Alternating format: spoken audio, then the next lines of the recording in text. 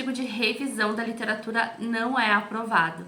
Olá pessoal, tudo bem? Eu me chamo Patrícia Acevedo, sou professora de escrita acadêmica e parecerista de inúmeras revistas e hoje estou aqui fazendo a leitura crítica de vários artigos da área das humanidades, dos clientes aqui da Texto Certo que nos contratam para assessoria à publicação, e estava aqui observando uma série de padrões que se repetem, de erros em relação a três aspectos: a metodologia, a exposição, argumentatividade e também em relação à atualidade do referencial teórico. E queria partilhar um pouquinho com vocês, então, para que vocês não cometam esses erros ou essas inconsistências na hora de escrever os trabalhos de vocês e submetê-los para as revistas, certo?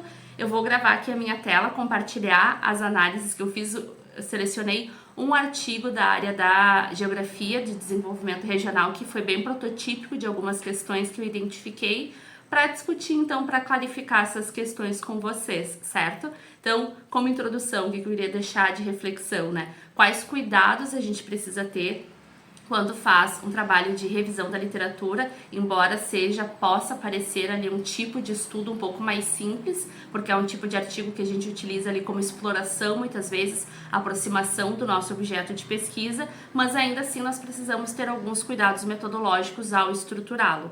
Depois, o outro aspecto que eu vou destacar para vocês diz respeito à argumentatividade, à exposição, né? O cuidado que a gente precisa ter para muitas vezes não ser superficial ou ser muito vago na hora de explicitar algumas questões. E por fim, também quero trazer alguns exemplos para vocês quanto à questão da mobilização do referencial teórico quanto à atualidade. Embora a gente utilize, né, referencial, autores que são base, que são fundadores de determinadas linhas de pesquisa, a gente tem que ter o cuidado, principalmente para quem escreve sobre temas que são sociais, econômicos, contemporâneos, para não tentar ali explicar, explorar um tema que é da contemporaneidade a partir de autores muito antigos que não se debruçaram sobre aquele problema ou que não conseguem ali na sua exposição trazer respostas que deem conta da complexidade de muitas questões que são agora do nosso tempo, certo? Então acompanhe a análise aqui na nossa tela.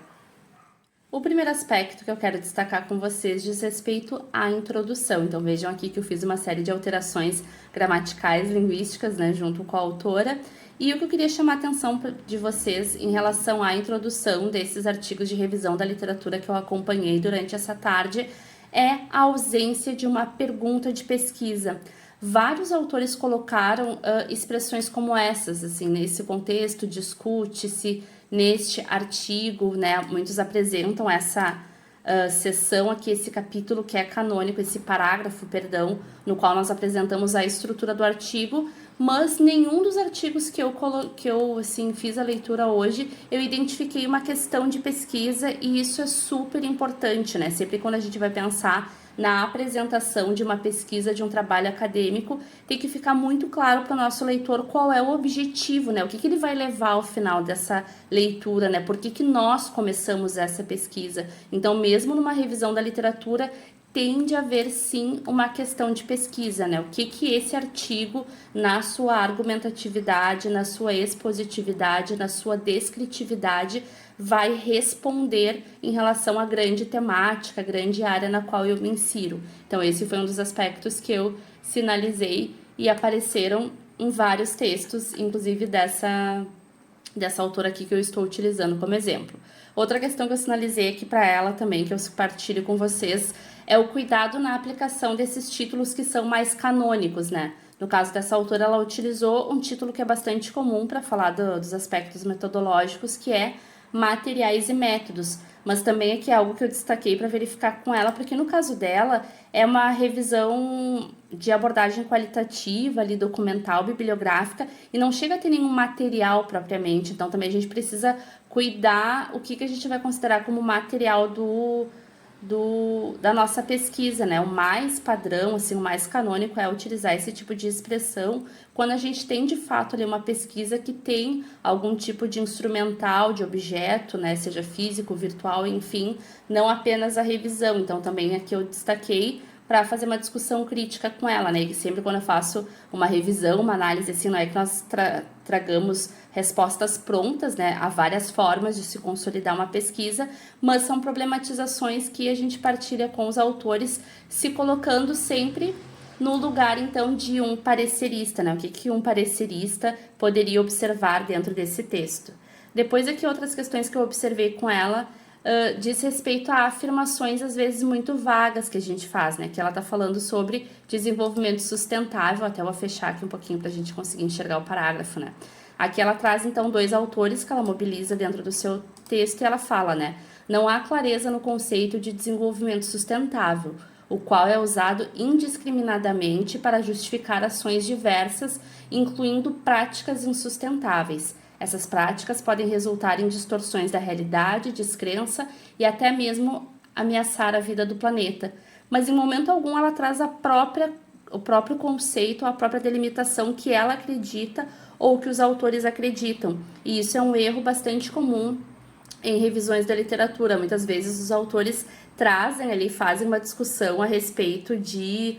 fazem uma problematização, uma crítica, mas não trazem a solução, né? Ela fala que não há clareza no conceito, que ele é usado indiscriminadamente, incluindo práticas insustentáveis, que são o oposto, então, do desenvolvimento sustentável, e que essas práticas trazem distorções, mas em nenhum momento, vejam que logo em seguida ela acaba aqui essa sessão e não fica claro para o leitor qual é, então, tá, não, beleza, né, não há clareza, isso é um diagnóstico, a gente pode fazer essa crítica, fazer essa tessitura crítica teórica, né, não há clareza na área, tudo bem, mas se não há clareza, o que eu trago como pesquisador, então, para clarificar essa questão? Então, aqui ela não trouxe essa resposta. E também ela traz aqui, eu questionei um pouquinho, né, práticas insustentáveis. Que práticas insustentáveis seriam essa? E esse insustentável é um conceito dela ou é um conceito dos autores? Porque parece até uma argumentação um pouquinho mais coloquial, né? Então, é insustentável como oposto de sustentável. Mas eu fiquei me perguntando como parecerista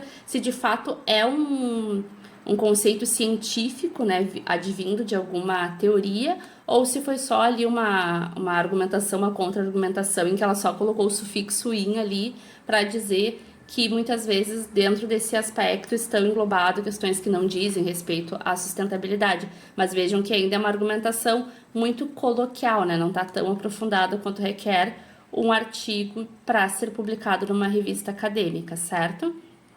Depois aqui eu também trouxe um outro exemplo de uma crítica também que ela acaba não aprofundando, né? A implementação de políticas públicas não traduz apenas um problema técnico-administrativo, mas sim um grande emaranhado de elementos políticos que frustram os mais bem-intencionados planejamentos. E aí ela também não explora muito isso, né? E até essa expressão que ela usa, né? Grande emaranhado de elementos políticos, né? A gente tem que cuidar para não ser tão coloquial, ser um pouquinho mais formal e um pouquinho mais científico ali quando a gente faz uma exposição, né? Aí ela traz aqui alguns quadros síntese, depois eu chamei a atenção dela, tem várias questões aqui que são vários comentários que eu coloquei para ela, mas chama a atenção de alguns específicos. Aqui, por exemplo, ela fez uma síntese, fatores relacionados à extinção de políticas públicas, mas em nenhum momento ela disse por que ela está trazendo esse quadro, ela está propondo, até foi uma das perguntas que eu fiz, porque até o momento eu não identifiquei ali na argumentação do trabalho dela. Houve alguma extinção de política pública dentro do seu contexto, né, no contexto que você analisou, ou você está propondo que alguma política seja extinta, né, porque não dá para só jogar um quadro síntese sem articulá-lo com a nossa pesquisa, né? E por fim eu perguntei para ela, caso não seja, né, nenhum desses dados, né, nenhuma dessas posturas, né, de ela identificar uma extinção ou de ela propor uma extinção, o que esse quadro está fazendo aqui no meio do referencial? Ele não está muito bem apresentado, né? Ela fala assim, né? A extinção de uma política pública decorre de diversos fatores, mas vejam que não há uma justificativa de por que essa ilustração está aqui dentro desse texto, qual é a função que ela está fazendo para essa argumentação. Então, também acabou ficando um pouquinho solto aqui, um pouquinho vago, certo?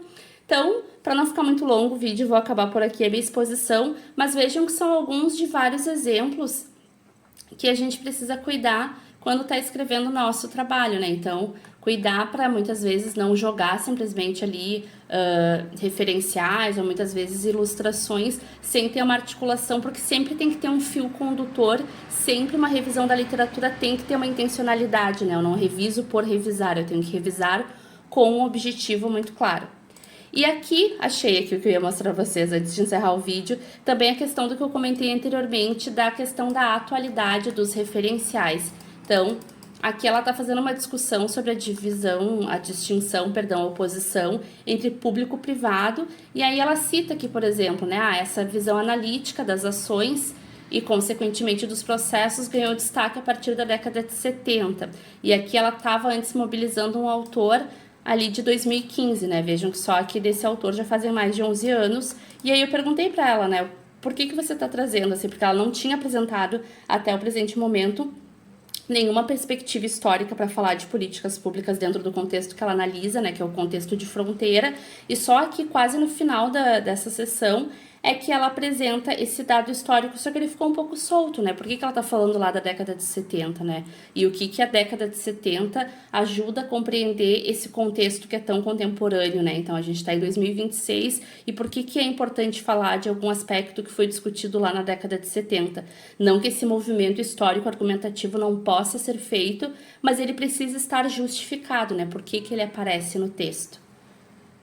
Concluímos então o nosso exercício bem breve de análise para vocês identificarem então um pouquinho como é que funciona, até para a gente conseguir pensar como leitor, né? Sempre é importante que a gente pense ali num leitor, quem é que está recebendo o nosso texto, e nos colocarmos no lugar desse leitor também, né? Pensando o que esse parecerista, o que a minha banca vai me fazer de pergunta, quais são as lacunas, as fragilidades do meu estudo. Então vejam que aqui a gente tem bons exemplos de aspectos que a gente pode melhorar na hora de escrever a nossa revisão da literatura, tanto quanto o capítulo lá do meu TCC, da minha dissertação, da minha tese, quanto se eu estou escrevendo um artigo de revisão da literatura, cujo objetivo é esse, então explorar, aproximar de algum contexto, de algum tema, para submeter para uma revista, certo? Então, curtam aqui o vídeo, comentem, e se vocês têm alguma dúvida em relação à revisão da literatura, coloquem aqui nos comentários que a gente pode fazer o próximo vídeo direcionado às questões que vocês tiverem, certo? Até o próximo vídeo!